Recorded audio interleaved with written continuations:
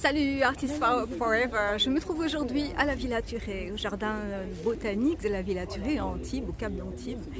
Et il y a une exposition, enfin un vernissage avec beaucoup d'artistes exposants. Et ça s'appelle No Made Art.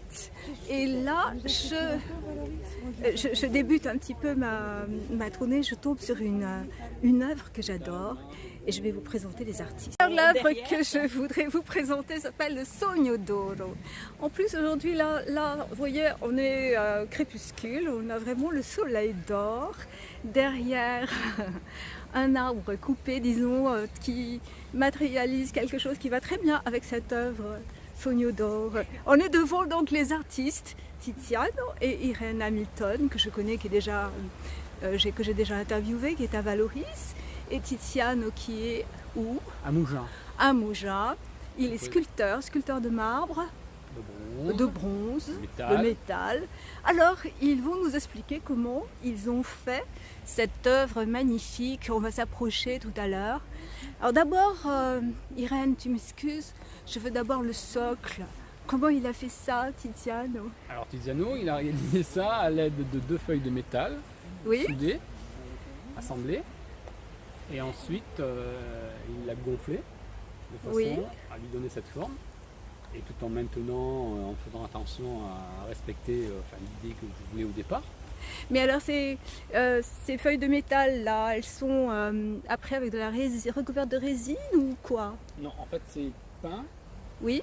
Alors c'est un principe qui s'appelle le thermolacage. D'accord. Le thermolacage, c'est de la poudre. Oui. Et ensuite ça passe au four à 200 degrés. Et ça se transforme en peinture. Et c'est un petit peu la peinture qu'on trouve aussi pour les mobiliers urbains. Oui, tout à fait. Donc, voilà. Oui, je vois.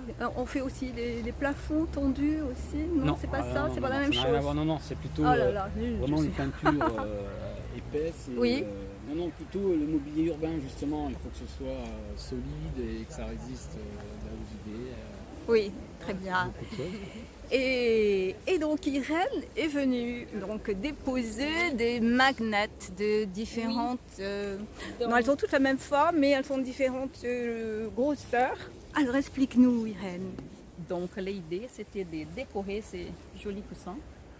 Et pour représenter j'ai fait des ronds, parce que d'abord je travaille beaucoup dans mes propres tableaux de ronds. Et aussi ici le thème, comme c'était les boubes, qui s'endort une partie de l'année et qui se réveille une autre partie.